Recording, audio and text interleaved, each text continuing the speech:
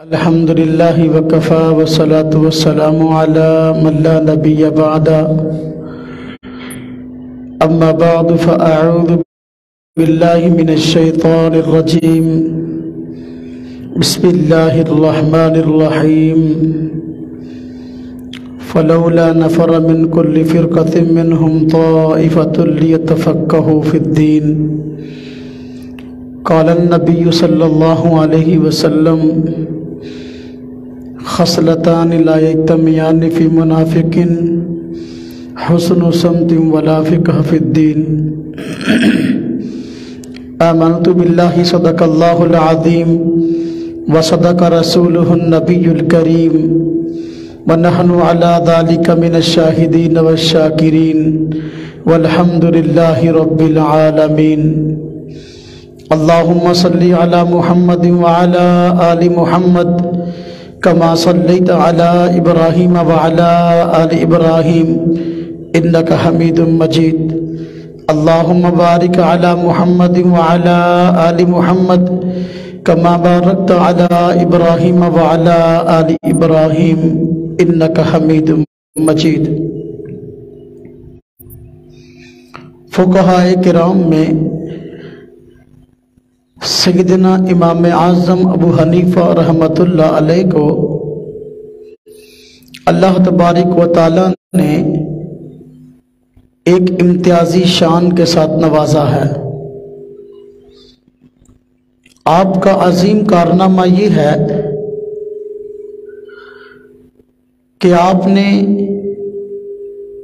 امت مسلمہ کے لیے 12 لاکھ سے زائد مسائل جو ان کی عملی زندگی سے تعلق رکھتے تھے اور آئندہ ان کو پیش آ سکتے تھے، آپ نے اپنے شاگردوں کے ذریعے ان کو مرتب کروایا اور پوری امت مسلمہ کے لیے اس وجہ سے آسانی ہو گئی کہ شریعت پر عمل کرنا اب ان کے لیے مشکل نہ رہا. امام اعظم ابو حنیفہ رحمۃ اللہ علیہ امت مسلمہ کے سب سے بڑے فقیہ ہیں، اس لیے آپ کو امام اعظم کہا جاتا ہے. اس دنیا میں جس نے بھی دین کی دعوت دی اور دین کا کام کیا، اس کے خلاف پروپیگنڈے اور سازشیں ہوئی ہیں. اللہ تعالیٰ نے انسانوں کی ہدایت کے لیے 1.25 لاکھ کے قریب انبیاء اور رسول بھیجے. کوئی نبی اور کوئی رسول ایسا نہیں کہ جو دنیا میں آیا ہو اور لوگوں نے اس کے خلاف پروپیگنڈے اور سازشیں نہ کی ہوں. علماء کرام، فقہاء کرام یہ انبیاء کے وارث ہیں. حضور نبی پاک صلی اللہ علیہ وسلم کی وراثت علمی ان کے پاس ہے. تو جب انبیاء کے خلاف پروپیگنڈے اور سازشیں ہوئی ہیں، یقینی بات ہے کہ علماء کرام بھی ان سازشوں سے محفوظ نہیں رہ سکتے. سیدنا امام اعظم ابو حنیفہ رحمۃ اللہ علیہ کے خلاف بہت سے لوگوں نے کئی طرح کی سازشیں کی اور اعتراضات کیے تاکہ امت مسلمہ پر اعتماد نہ ہو سکے اور امت مسلمہ ان کو اپنا مقتدا تسلیم نہ کرے اور ان کی تحقیقات سے استفادہ نہ کرے. لیکن اللہ رب العزت نے سیدنا امام اعظم ابو حنیفہ رحمۃ اللہ علیہ کو ایسی عظیم الشان مقبولیت عطا فرمائی کہ فقہاء کرام میں ایسی مقبولیت کسی کو نہیں ملی.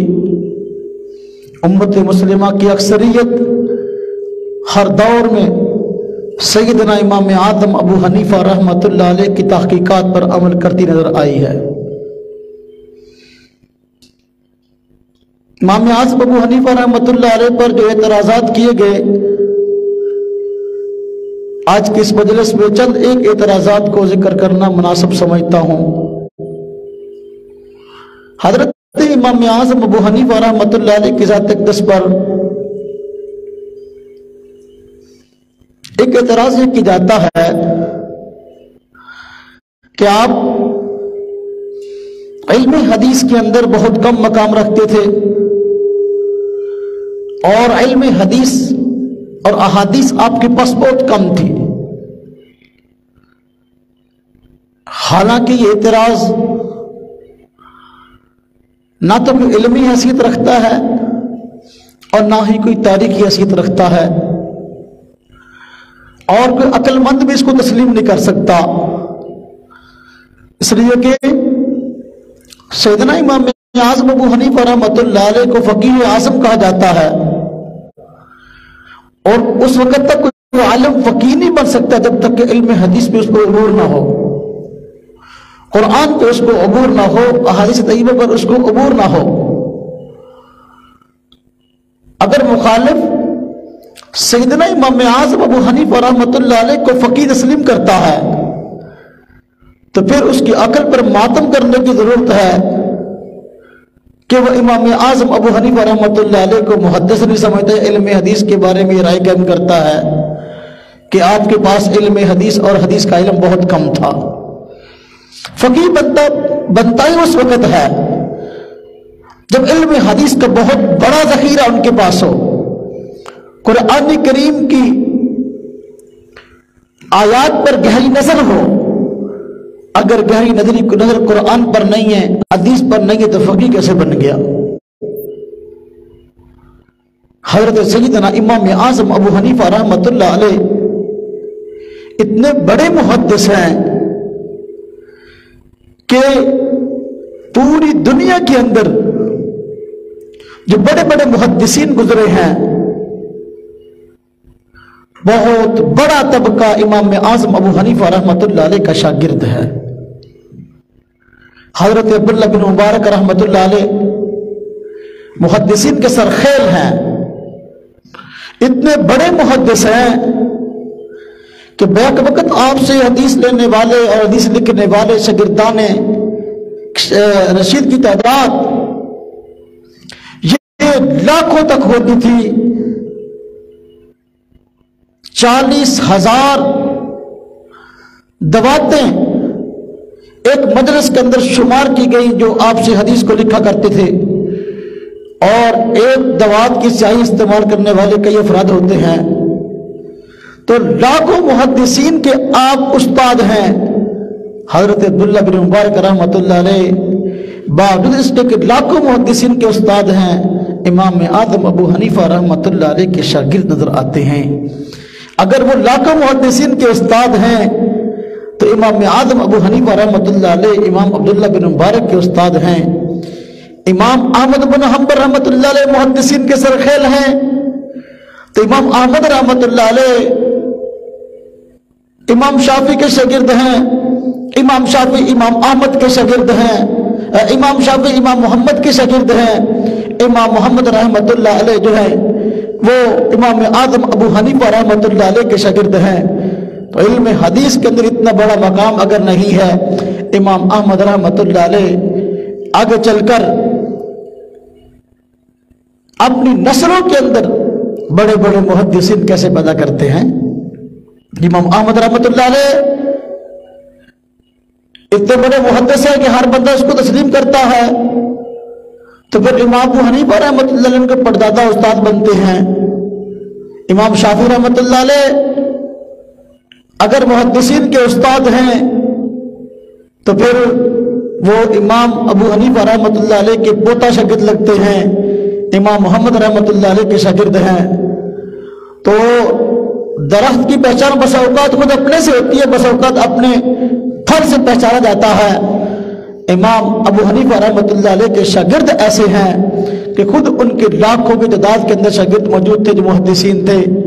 इमाम आज़म अबू हनीफा रहमतुल्लाह अलैह के शागिर्दों में कई बड़े बड़े मुहद्दिसीन ऐसे हैं जो कूफा में मौजूद थे। امام بخاری رحمۃ اللہ علیہ کے اساتذہ کی لسٹ میں آتے ہیں۔ آپ بخاری شریف کے راوی اٹھا کے دیکھیں، بہت بڑے بڑے محدثین جو امام بخاری رحمۃ اللہ علیہ کے استاد ہیں، امام اعظم ابو حنیفہ رحمۃ اللہ علیہ کے واسطوں کے ساتھ شاگرد نظر آتے ہیں۔ تو پھر یہ کہنا امام اعظم ابو حنیفہ رحمۃ اللہ علیہ علم حدیث کے اندر کوئی مقام نہ رکھتے تھے، یہ بڑی عجیب بات ہے۔ اصل بات یہ ہے امام اعظم ابو حنیفہ رحمۃ اللہ علیہ بہت بڑے محدث تھے، لیکن حدیث بیان کرنا آپ کی عام عادت نہیں تھی۔ آپ کا زیادہ وقت مسائل کی تخریج میں گزرتا تھا۔ آپ فقہائے کرام کے سردار ہیں، آپ کا یہ طرز ہے، حدیث کم بیان کرتے ہیں۔ یہی طرز صحابہ کرام کے سردار سیدنا ابوبکر صدیق رضی اللہ عنہ کا ہے کہ ابوبکر صدیق رضی اللہ عنہ باوجود اس کے کہ صحابہ کرام میں سب سے بڑے علم والے ہیں اور زیادہ صحبت ان کو حضور نبی پاک صلی اللہ علیہ وسلم کی نصیب ہوئی ہے اور بہت ساری احادیث کا ذخیرہ ان کے پاس موجود ہے، لیکن اس کے بعد جو ذخیرہ احادیث کھول کے دیکھے سیدنا ابوبکر صدیق رضی اللہ عنہ سے احادیث بہت کم مروی ہیں۔ اب بہت کم احادیث مروی ہونے کا یہ مطلب نہیں کہ ابوبکر صدیق رضی اللہ عنہ کم درجہ کے محدث تھے، نہ سب سے بڑے محدث اس وقت کے سیدنا ابوبکر صدیق تھے، لیکن آپ کی عام عادت احادیث کو بیان کرنے کی نہیں تھی اور وقت ان کا گزرتا تھا تو امت کی اصلاح میں گزرتا تھا۔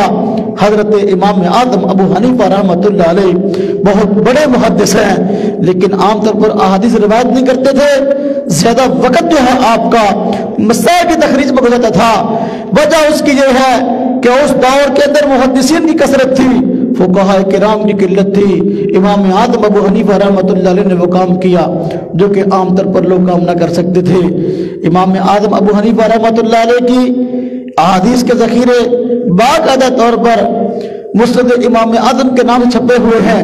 مختلف محدثین نے آپ کے شاگردوں نے آپ سے احادیث سنی اور آثار سنے اور اس کو روایت کیا ہے اور اپنے اپنے حدیث کے مجموعے جمع کیے ہیں۔ مسانید امام اعظم کے نام سے ایک بڑا ذخیرہ چھپ چکا ہے۔ امام اعظم ابو حنیفہ رحمۃ اللہ علیہ کی روایت کردہ احادیث اس میں جمع ہے۔ پھر یہ بات کیسے کہی جاتی ہے امام اعظم ابو حنیفہ رحمۃ اللہ علیہ کا حدیث میں کوئی مقام نہیں ہے؟ اور امام اعظم ابو حنیفہ رحمۃ اللہ علیہ، میں نے عرض کیا کہ کوفہ کے بڑے بڑے محدثین کے استاد ہیں، اور جو لوگ امام اعظم ابو حنیفہ رحمۃ اللہ علیہ سے عقیدت نہیں رکھتے ان لوگوں نے کوفہ کے ساتھ دشمنی شروع کر دی اور یہ کہنا شروع کر دیا بھی کوفہ والوں کی حدیث میں نور نہیں ہوتا، کوفہ والوں کے پاس علم حدیث نہیں ہے۔ امام اعظم ابو حنیفہ رحمۃ اللہ علیہ کی چڑ کے اندر اس طرح کی باتیں کرنی شروع کر دی، حالانکہ اس کا حقیقت سے دور کا بھی واسطہ نہیں ہے۔ امام بخاری رحمۃ اللہ علیہ علم حدیث کے لیے مختلف علاقوں کا سفر کرتے ہیں، کسی علاقے میں 2 مرتبہ گئے، کسی علاقے میں 3 مرتبہ گئے، کسی میں 4 مرتبہ گئے۔ امام بخاری رحمۃ اللہ علیہ علم حدیث کے لیے کوفہ میں گئے ہیں اور کوفہ میں وہ محدثین موجود تھے جو رفع دین نہ کرتے تھے اور رفع دین کے نہ کرنے پر ان کا اجماع تھا۔ امام بخاری رحمۃ اللہ علیہ وہاں بار بار جاتے ہیں، ان سے علم حدیث لیتے ہیں۔ بخاری شریف بھری پڑی ہے کوفی راویوں سے، اگر کوفہ والوں کی حدیث میں نور نہیں ہوتا تو پھر امام بخاری رحمۃ اللہ علیہ اپنے بخاری شریف کے اندر ان سے حدیث سے کیسے روایت کرتے ہیں؟ امام بخاری رحمۃ اللہ علیہ کے استادوں میں امام اعظم ابو حنیفہ رحمۃ اللہ علیہ کے شاگردوں کے شاگرد کیسے ہیں؟ امام بخاری رحمۃ اللہ علیہ تو خود فرماتے ہیں کوفہ علم حدیث کا مرکز تھا، میں کوفہ میں علم حدیث لینے کے لیے اتنی مرتبہ گیا ہوں کہ میں شمار نہیں کر سکتا۔ کوفہ میں علم حدیث حاصل کرنے کے لیے مجھے کتنی مرتبہ جانا پڑا۔ فرمایا لا اوسی کم دخلت الکوفہ، میں گن ہی نہیں سکتا، میں شمار ہی نہیں کر سکتا کہ میں علم حدیث لینے کے لیے کوفہ میں کتنی مرتبہ گیا ہوں۔ تو میرے بھائیوں، میرے دوستوں، امام اعظم ابو حنیفہ رحمۃ اللہ علیہ کا علم حدیث کے اندر بہت بڑا مقام ہے۔ بڑے بڑے محدثین جو کہ بعد میں اپنے علم حدیث کے ذخیرے لکھتے ہیں، امام ابو حنیفہ رحمۃ اللہ علیہ کے شاگردوں کے شاگردوں میں داخل ہے۔ امام بخاری رحمۃ اللہ علیہ کئی واسطوں سے امام ابو حنیفہ رحمۃ اللہ علیہ کے شاگرد نظر آتے ہیں۔ محدثین کو اپنی بعض ان روایات پر بڑا فخر ہوتا ہے کہ جو کم واسطوں سے مروی ہوتی ہیں، جس طرح کہ امام بخاری رحمۃ اللہ علیہ نے چند احادیث ایسی روایت کی ہیں جس میں بہت کم واسطے ہیں اور ان کو اس پہ فخر ہے، اور دوسرے بعض محدثین کی بھی سنائیات و ثلاثیات ہیں جن میں حضور نبی پاک صلی اللہ علیہ وسلم تک 2 واسطے ہیں یا 3 واسطے ہیں۔ امام اعظم ابو حنیفہ رحمۃ اللہ علیہ کے جو احادیث ہے اور آپ نے جو روایت کی ہیں وہ آپ کی اکثر احادیث سنائیات یا ثلاثیات ہیں۔ جب امام بخاری رحمۃ اللہ علیہ اور دیگر محدثین اپنے چند احادیث پر فخر کرتے ہیں جو کہ 2-2 3-3 واسطوں سے آپ صلی اللہ علیہ وسلم تک پہنچتی ہیں، امام اعظم ابو حنیفہ رحمۃ اللہ علیہ کتنے قابل فخر محدث ہیں جن کی اکثر روایات سنائیات یا ثلاثیات ہیں۔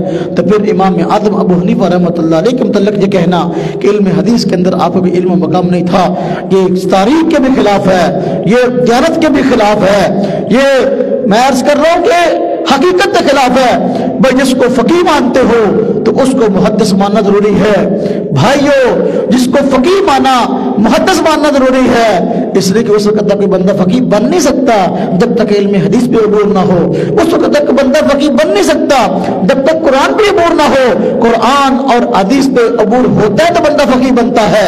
مجھے افسوس لگتا ہے، مجھے بڑی پریشانی ہوتی ہے ایسے لوگوں کی یہ بات سن کے جو کہتے ہیں امام اعظم ابو حنیفہ رحمۃ اللہ علیہ فقیہ تو تھے لیکن محدث نہ تھے۔ بیوقوفو، اور جو فقیہ ہوتا ہے وہ محدث ضرور ہوتا ہے لیکن جو محدث ہوتا ہے اس کا فقیہ ہونا ضروری نہیں ہے۔ آج جو لوگ اپنی مطلب کی چند احادیث یاد کر کے امام اعظم ابو حنیفہ رحمۃ اللہ علیہ پر اعتراض کرنا فخر سمجھتے ہیں، ان کی اپنی علمی حیثیت یہ ہے کہ مطلب کی چند احادیث ان کو آتی ہوتی ہیں اور ان کی اسناد بھی تفصیل سے پتہ نہیں ہوتی اور روایت کے حالات کا بھی تفصیلی علم نہیں ہوتا، اور امام اعظم ابو حنیفہ رحمۃ اللہ علیہ سے بڑا عالم اپنے آپ کو بتاتے ہیں کہ دیکھو جی حدیث یہ کہتی ہے اور امام ابو حنیفہ یہ کہتے ہیں۔ اور حدیث امام اعظم ابو حنیفہ رحمۃ اللہ علیہ کا ورثہ ہے، علم حدیث امام ابو حنیفہ رحمۃ اللہ علیہ کا مشغلہ ہے۔ امام اعظم ابو حنیفہ رحمۃ اللہ علیہ کی نظر پورے ذخیرہ احادیث پر ہوتی تھی، جبکہ یہ نکما آدمی 1-2 حدیثیں اپنے مطلب کی یاد کر کے سمجھتا ہے۔ امام اعظم ابو حنیفہ رحمۃ اللہ علیہ کو ان حدیثوں کا علم نہیں تھا۔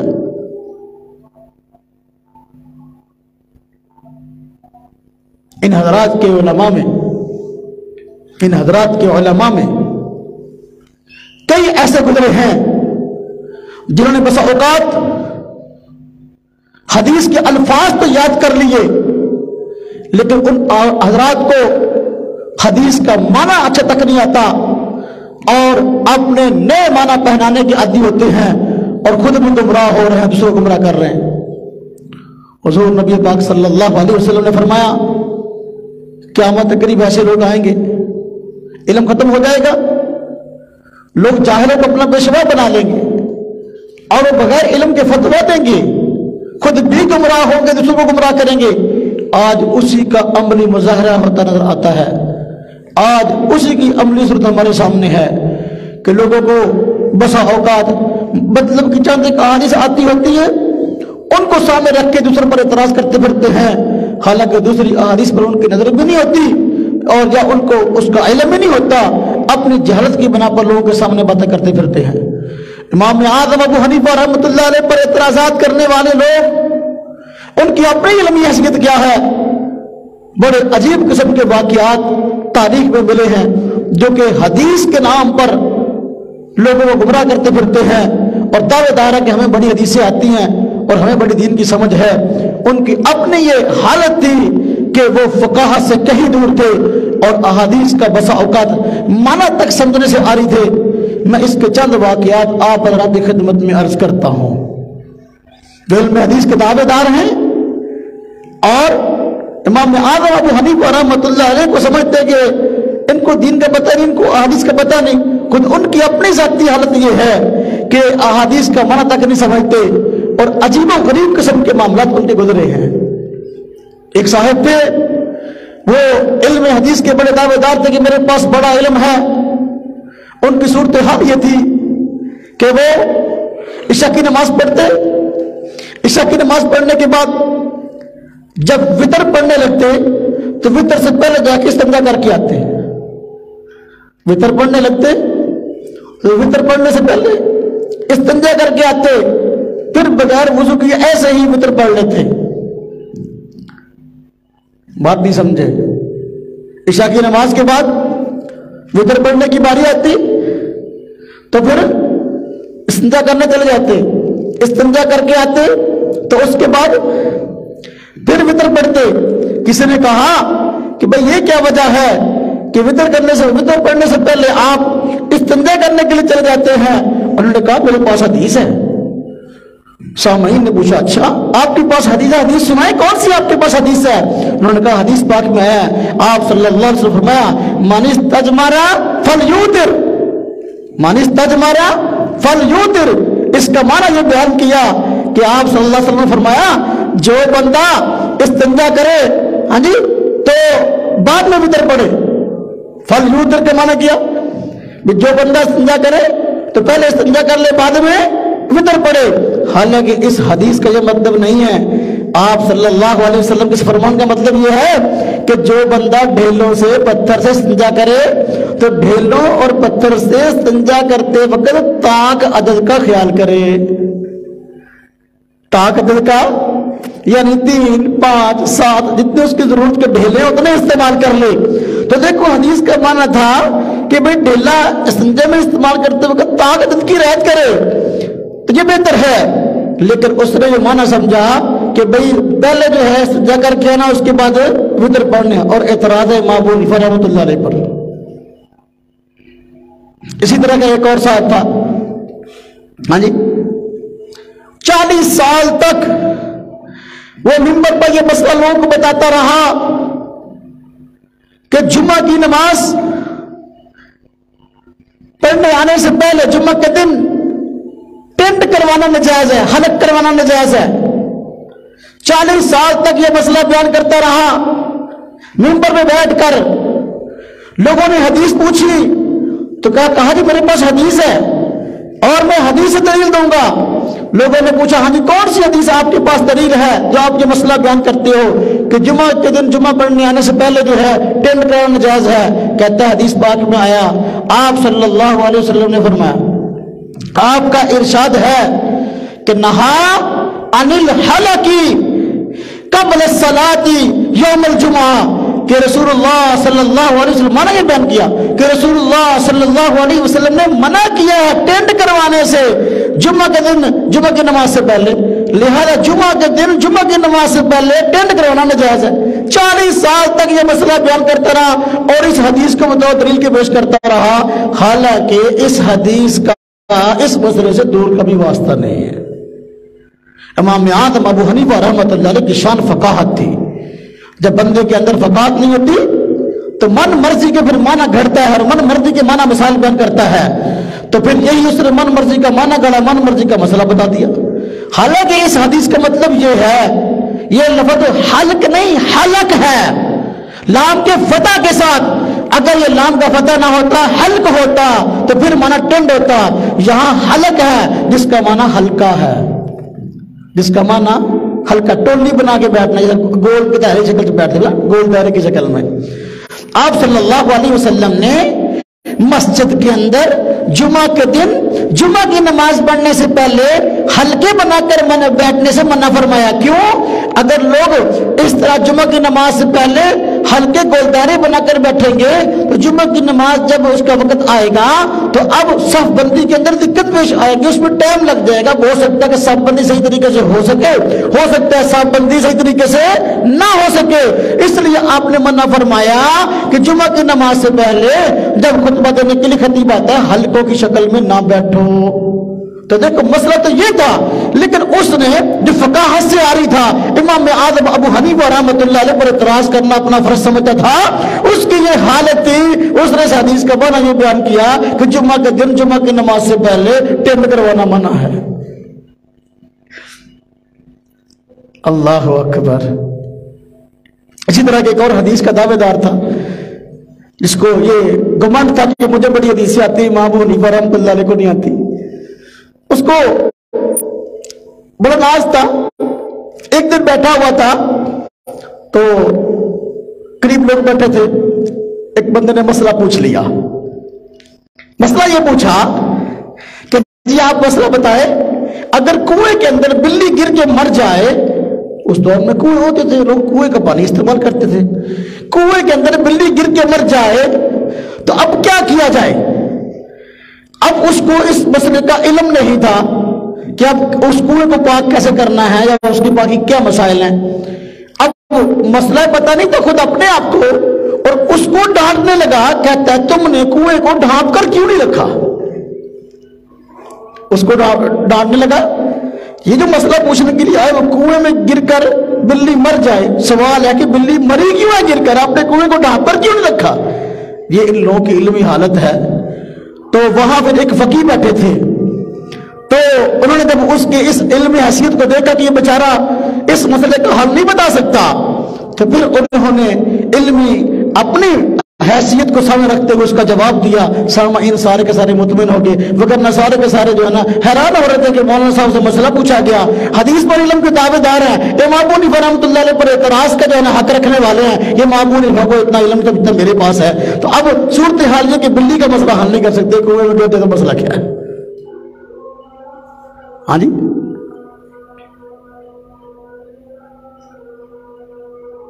ایک اور صاحب تھے جو حدیث پر جو ہے وہ بہت بڑے عبور کا جو دعویٰ رکھتے تھے کہ میرے پاس علم حدیث پڑھا ہے، اور امام اعظم ابو حنیفہ رحمۃ اللہ علیہ پر اعتراض کے عادی تھے. تو ان سے کسی نے بلکہ وہ خود لوگوں کو مسئلہ یہ بیان کیا کرتے تھے، لوگوں کو خود یہ مسئلہ بیان کیا کرتے تھے کہ جس بندے کے پاس باغ ہو، پھل کا کوئی بھی باغ ہو، تو ہمسائے کے پانی سے اپنے باغ کو سیراب نہیں کر سکتا. حالانکہ اگر ہمسایہ پانی دے رہا ہے تو اس کو ضرورت ہے پانی کی تو استعمال کر لے، تو اس میں کیا قباحت ہے؟ لیکن وہ یہ مسئلہ بیان کرتے تھے کوئی بندہ اپنے باغ کو ہمسائے کے پانی سے سیراب نہیں کر سکتا. لوگوں نے پوچھا وجہ، کہتا ہے میرے پاس حدیث ہے. حدیث تو ان کے پاس ہوتی ہے نا، لیکن بیچارے کو نہ حدیث پڑھنی آتی ہوتی ہے نہ اس کے مطلب کا پتہ ہوتا ہے. لوگوں نے پوچھا کون سی حدیث ہے؟ کہتا ہے کہ دیکھو آپ صلی اللہ علیہ وسلم کا ارشاد ہے، ہاں جی آپ کے متعلق آیا ہے، نہا، آپ صلی اللہ علیہ وسلم نے منع فرمایا، ہاں جی اس بات سے کہ کوئی بندہ نہا استسقى الرجل معه زرع غیرہ، حدیث پاک کے الفاظ ہے کہ آپ صلی اللہ علیہ وسلم نے منع فرمایا اس بات سے کہ کوئی بندہ، اب اس کا معنی ہے یہ کہ کوئی بندہ ہاں جی اپنے باغ کو ہاں جی دوسرے کے پانی سے سیراب نہ کرے. اب اس حدیث کا معنی وہ بھی بیان کرتا تھا، حالانکہ اس حدیث کا یہ معنی نہیں. اس مسئلے کو ہر بندہ جانتا ہے کہ بھئی کوئی بھی کسی کی ضرورت ہے ہمسایہ کی کہ بندہ پوری کرے، کسی مسلمان کی پوری کرے. تو لیکن وہ کہتا تھا نہ بھئی ہمسایہ کے جو پانی سے اپنے باغ کو سیراب کرنا جائز نہیں، اور حدیث یہ بیان کرتا تھا. حالانکہ اس کا یہ معنی نہیں ہے، بلکہ یہ حدیث جو ہے یہ اصل میں لونڈیوں کے بارے میں ہے، چونکہ اس دور کے اندر لونڈیوں کی خرید و فروخت ہوتی تھی، عورتوں کی خرید و فروخت ہوتی تھی، اور لونڈی سے بغیر نکاح کے مباشرت جائز ہے. اگر لونڈی جو ہے وہ حاملہ ہو تو یہ پہلے ہی جب خریدی گئی کسی اور سے حاملہ ہے، شرعی مسئلہ یہ بیان کیا گیا. آپ وسلم شاہ فرمایا اگر وہ حاملہ ہے جب تک اس کے ہاں بچے کی پیدائش نہیں رہتی، استبراء رحم نہیں ہو جاتا، اس وقت تک دوسرے بندے کے لیے اس سے مباشرت جائز نہیں ہے. حدیث کا مطلب یہ تھا. لیکن اب اس نے اس کو کہاں کا مسئلہ تھا اور کہاں لے گیا، اور اعتراض ہے امام ابو حنیفہ رحمۃ اللہ علیہ پر کہ ان کو جو ہے نا وہ حدیثیں نہیں آتی تھی اور حدیث کا معنی نہیں آتا تھا. خود اپنی صورتحال یہ ہے کہ حدیث پڑھنی بھی نہیں آتی اور حدیث کا معنی بھی نہیں آتا. اسی طرح کا ایک اور بندہ تھا، حدیث پر علم کا بہت زیادہ دعویٰ دار تھا کہ میرے پاس حدیث کا علم بہت ہے اور علم حدیث بہت ہے. تو ایک بندہ اس کے پاس آیا اور مسئلہ پوچھا، کہا کہ جی اگر کوئی بندہ یہ نظر مان لے کہ میرا فلاں کام ہو گیا تو میں اپنا تہ بند صدقہ کروں گا، اظہار اپنا صدقہ، اپنا تہ بند صدقہ کروں گا، اب وہ کیا کرے جبکہ اس کے پاس اس کا متبدل اور کوئی چیز بھی نہ ہو؟ اب اس نے اپنا ناک بھی چھپانا ہے نا۔ تو مسئلہ پوچھا اس دعوے دار سے جس کو یہ دعویٰ تھا کہ میرے پاس حدیث کا علم بہت ہے، امام اپنا اس نے جواب بھی دیا، اس نے بلکہ پوچھا الٹا مسئلہ پوچھنے والے سے جس نے پوچھا بھی ہاں بھی بندے نظر مانی ہے کہ میرا فلاں کام ہو گیا تو میں اپنا اظہار صدقہ کروں گا، اب وہ کیا کرے؟ تو اس نے سوال پوچھا بتاؤ تم نے اظہار کتنے کا خریدا تھا؟ تم نے وہ اظہار کتنے؟ اس نے کہا 22 درہم کا۔ تو کہنے کا 22 روزے رکھ لو۔ کیا کہا؟ اب مزیداری کی بات سنیں، کہتا ہے 22 روزے رکھ لو۔ تو سامعین وہاں بیٹھے تھے وہ بھی حیران ہو رہے تھے کہ یہ کیا مسئلہ بتایا کہ 22 روزے رکھ لو۔ تو بعد میں تعویل کر کے اپنا جواب کو درست کرنے کی کوشش کی، کہتا ہے مجھ سے غلطی ہو گئی، میں نے اس کو زہار کا کفارہ بتا دیا، مجھ سے غلطی ہو گئی، میں نے اس کو زہار کا کفارہ بتا دیا، حالانکہ زہار کا کفارہ بھی 22 روزے رکھنا نہیں ہے۔ یعنی پہلے غلطی کی، اس کے بعد پھر کہہ رہے کہ مجھ سے غلطی ہوگی، میں نے زہار کا کفارہ بتا دیا، حالانکہ وہ زہار اس نے کیا بھی نہیں تھا، زہار کا کفارہ بنتا بھی نہیں تھا، اور اس بیچارے کو یہ بھی نہیں بتا کہ 22 روزہ رکھنا زہار کا کفارہ بھی نہیں ہے، اس کا کفارہ تو اور ہے۔ تو جس کی علمی حیثیت یہ ہے وہ امام اعظم ابو حنیفہ رحمۃ اللہ علیہ پر اعتراض کر رہا ہے کہ امام اعظم ابو حنیفہ رحمۃ اللہ علیہ حدیث کو نہیں جانتے تھے، جس کی اپنی سمجھ کا یہ حال ہے۔ امام اعظم ابو حنیفہ رحمۃ اللہ علیہ کو اللہ تبارک و تعالیٰ نے بہت فقاہت عطا فرمائی تھی، دین کی گہری سمجھ عطا فرمائی تھی، بڑے بڑے مشکل مسائل جو اس وقت کے علماء سے حل نہ ہوتے تھے امام اعظم ابو حنیفہ رحمۃ اللہ علیہ نے حل کر کے دکھائے ہیں۔ ایسے ہی ایک بندے کے پاس مسئلہ آ گیا، ایک بندے نے مسئلہ پوچھا کنویں کے اندر چوہا گر کے مر جائے، اب اس کنویں کی پاکی کی کیا صورت ہے؟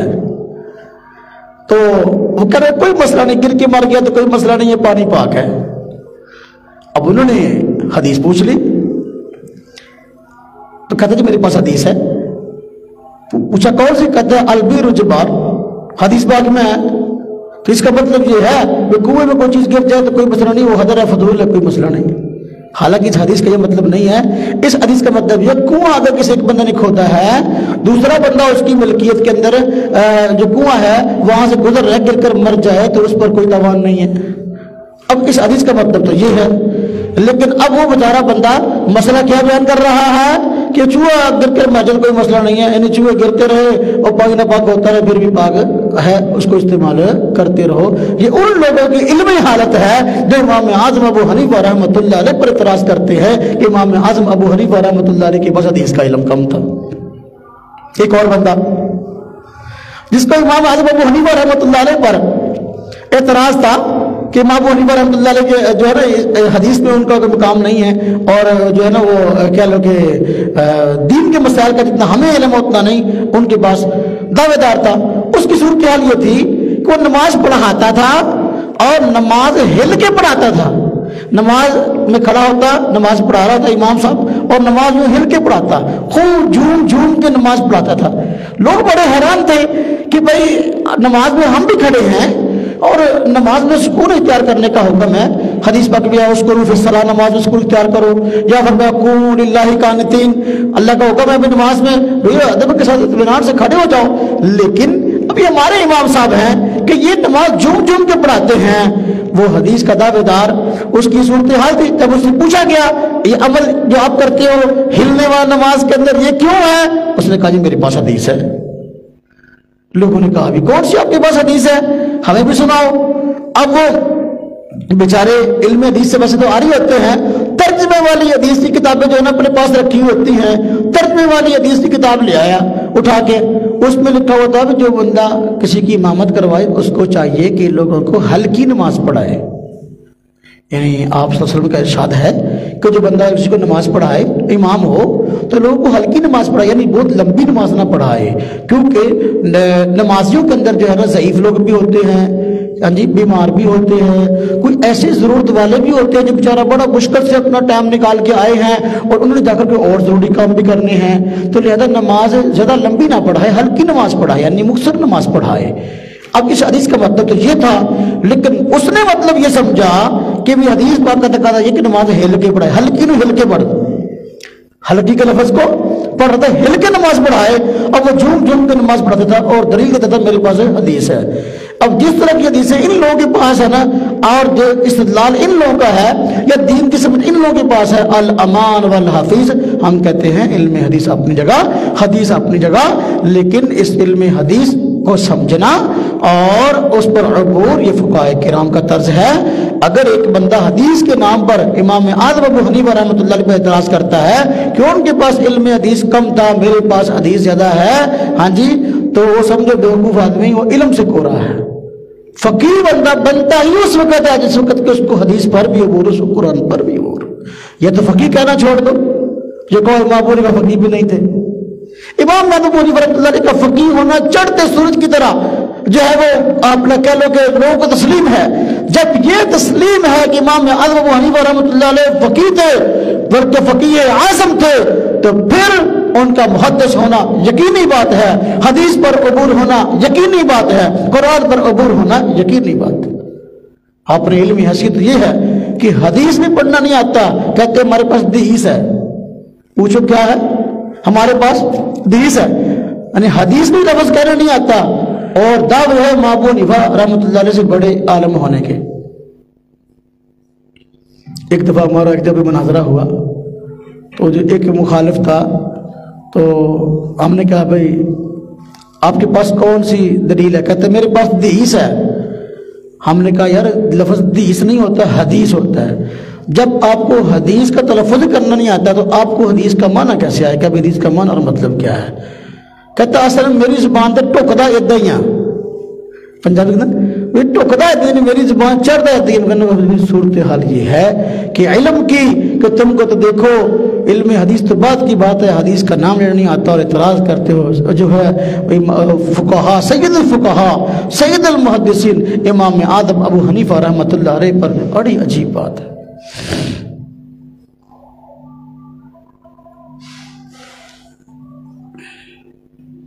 امام اعظم ابو حنیفہ رحمۃ اللہ علیہ علم حدیث پہ بہت عظیم مقام رکھتے تھے۔ جو اپنے آپ کو اہل حدیث کہتے ہیں، ان کے ہاں اپنے مدرسے کے بچوں کو یہ چیز بنیادی طور پر سکھائی جاتی ہے کہ امام ابو حنیفہ رحمۃ اللہ علیہ کے پاس علم کوئی نہیں تھا۔ دو چار حدیثیں مطلب کی رٹوا دی جاتی ہیں، پھر گستاخی ان کی زبان پر چڑھ جاتی ہے، پھر خود پریشان ہوتے ہیں، وہ ہمارے شاگردوں میں اتنے بڑے بڑے گستاخ پیدا ہو گئے۔ چنانچہ میں اس پہ کئی واقعات ہیں جو خود ان حضرات نے اپنی کتب کے اندر لکھے ہیں۔ داؤد غزنوی صاحب کی سوانح حیات چھپی ہوئی ہے، جو غیر مقلد علماء میں بڑے ایک مقام کے عالم تھے، تو ابو بکر غزنوی صاحب ان کے بیٹے انہوں نے لکھی ہے۔ اس کے اندر ایک واقعہ لکھا ہے، ہاں جی، عبد الجبار غزنوی صاحب جو ان کے بڑے علماء میں گزرے ہیں اکابرین، ان کا کہ ان کا ایک شاگرد تھا، طالب علم تھا، وہ کہتا تھا کہ میں امام ابو حنیفہ سے بڑا عالم ہوں۔ امام ابو حنیفہ رحمۃ اللہ علیہ کو 17 حدیثیں آتی تھی، مجھے ان سے زیادہ آتی ہے۔ اب یہ خود دکھا لیا کہ امام ابو حنیفہ کو 17 حدیثیں آتی تھی، پتہ نہیں کہاں سے سیکھ لیا تھا۔ ہاں جی، تو خود انہوں نے اس کا انجام لکھا کہ جو یہ دعوے کرتا تھا کہ میرے پاس امام ابو حنیفہ رحمۃ اللہ علیہ سے بڑا علم ہے، ان کو 17 حدیثیں آتی تھی، مجھے زیادہ آتی ہے، خود اس کے متعلق اسی کتاب میں لکھا کہ وہ بے دین ہو کے مرا۔ اکابر کی گستاخی کا انجام یہی ہوتا ہے۔ مولانا ابراہیم سیالکوٹی صاحب اہل حدیث علماء میں بڑا مقام رکھتے ہیں، انہوں نے کتاب لکھی تاریخ اہل حدیث کے نام سے۔ اس کتاب میں خود اپنا واقعہ لکھا ہے۔ آج ان حضرات کے علماء میں بڑا عالم بہت صبر ہوتا ہے جو امام ابو حنیفہ رحمۃ اللہ علیہ کو زیادہ گالیاں دے، اسے کہتے ہیں بہت بڑا مناظر ہے، بہت بڑا عالم ہے۔ جیسے شیعوں کے ہاں بڑا ذاکر وہ ہوتا ہے جو کہ صحابہ کرام کو بڑی گالیاں دے، ان کے بڑا ذاکر وہ جو صحابہ کرام کو گالیاں دے، خلفائے راشدین کو جتنی بڑی گالیاں دے گا اتنا بڑا ذاکر ہے۔ ان کے ہاں اتنا بڑا مناظر، اتنا بڑا عالم ہے جو امام ابو حنیفہ فقہا کو زیادہ گالیاں دے۔ اللہ معاف فرمائے۔ امام ابو حنیفہ رحمۃ اللہ علیہ پر اعتراض کرنا فرض سمجھتے ہیں، خود انہوں نے اپنا واقعہ لکھا ہے۔ अल्लामा कुदूसी ने किताब शाया की है, तारीख अहले हदीस, इन हजरात का अपना मकतबा है, मेरे पास पड़ी है। उसमें लिखा है कि मेरा जी चाहा एक दिन कि इमाम अबू हनीफा रहमतुल्लाह अलैह पर तहकीक करूं और जो एतराजात इमाम अबू हनीफा पर होते हैं देखो कौन कौन से हैं। नीयत बुरी थी कि इमाम अबू हनीफा पर लोगों को बताऊं ये उनके अंदर ये खामी है, ये खामी है। कहते इस मैं इरादे से अपनी लाइब्रेरी में गया, अपना वाक्य लिखा है, अपनी मैं लाइब्रेरी में गया ताकि किताबें देखूं इमाम अबू हनीफा रहमतुल्लाह अलैह पर क्या क्या एतराज हैं, हाँ जी, ताकि लोगों को बता सकूं। कहते मैं गया तो अचानक जो है ना बावजूद रोशनी के अंधेरा छा गया, बावजूद रोशनी के लाइब्रेरी में अंधेरा छा गया और कहते हर तरफ जुर्मत छा गई। मुझे फौरन एहसास हुआ कि इमाम आज़म अबू हनीफा रहमतुल्लाह अलैह के मुतल्लिक़ मेरे दिल के अंदर मैल आई है और मैंने बुरा सोचा उनके मुतल्लिक़, तो इस वजह से ये इलाही इंतकाम हुआ कि हर तरफ यहाँ मेरे आंखों के आगे अंधेरा छा गया है। तो फौरन मैंने जो है ना तौबा की, ये मैंने बहुत बुरा सोचा। कहते फौरन वो अंधेरा छट गया। अभी उनकी अपनी किताब में लिखा है, तब अपनी किताब में ये बात लिखी है कि इमाम आज़म अबू हनीफा, और लिखा है इमाम अबू हनीफा रहमतुल्लाह अलैह की जिंदा करामत है। इमाम अबू हनीफा रहमतुल्लाह अलैह पर मैंने ये बुरा सोचा और इस इरादे से लाइब्रेरी में गया तो हर तरफ अंधेरा छा गया। तब इमाम आज़म अबू हनीफा रहमतुल्लाह अलैह की ये करामत है आप हज़रात ने अपनी किताब में लिखी है कि भाई बुरी सोच के साथ किताबें पढ़ने वाला बंदा उसके सामने अंधेरे छाते हैं। आज बड़े बड़े लोग अपने आप को मुनाज़र कहलवाते हैं इमाम अबू हनीफा रहमतुल्लाह अलैह और उनके असहाब को गालियां देकर। मुझे बताया कि उनके दिल की कदरत और दिल के जो स्याही का क्या आलम होगा। असल में पहले ऐसा था कुछ ना कुछ अदब और हया था, इस वजह से उनके साथ ऐसे वाक़यात आ जाते थे और वो वाक़यात लोगों को बता भी देते ताकि लोग इबरत हासिल करें। लेकिन ये लोग किताबें खुद छापते फिर भी इबरत हासिल नहीं करते और फिर भी इमाम आज़म अबू हनीफा रहमतुल्लाह अलैह पर एतराज करना अपना हक समझते कि हम इमाम अबू हनीफा से बड़े आलिम हैं। सैयदना इमाम आज़म अबू हनीफा रहमतुल्लाह अलैह तारीख़ इस्लाम की अजीम शख्सियत है।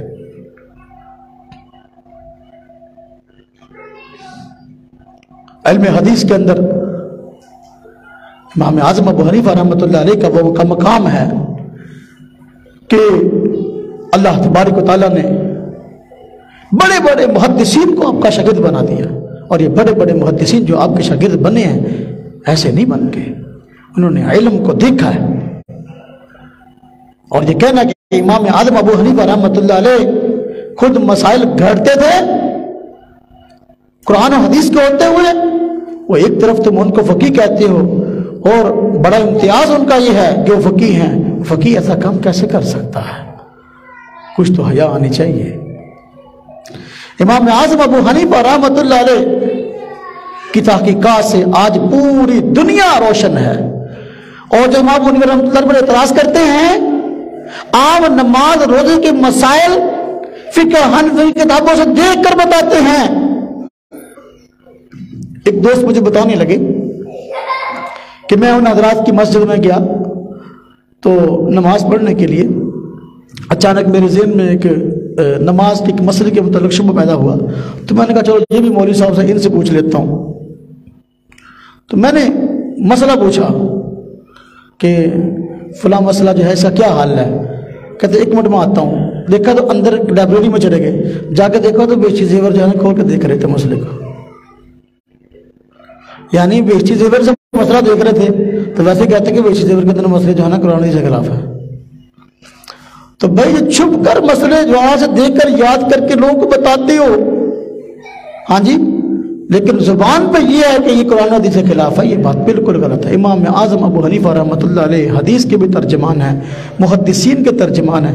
मैंने पिछले जुमे में अर्ज किया था कि जितनी सुनन लिखी गई हैं, सुनन के नाम से हदीसी किताबें हैं, वो सारी की सारी फ़िक़्ह के तर्ज पर हैं। इमाम आज़म अबू हनीफा रहमतुल्लाह अलैह ने बताया है कि ये तुमने हदीसें किस तर्ज पर बयान करनी है। मुहद्दिसीन इस तर्ज के अपनाने में इमाम आज़म अबू हनीफा रहमतुल्लाह अलैह की कोशिश है। अल्लाह तबारक व तआला हम सबको सैयदना इमाम आज़म अबू हनीफा रहमतुल्लाह अलैह कदरदानी की तौफ़ीक़ अता फरमाए। व आखिर दावाना अनिल हम्दुलिल्लाहि रब्बिल आलमीन।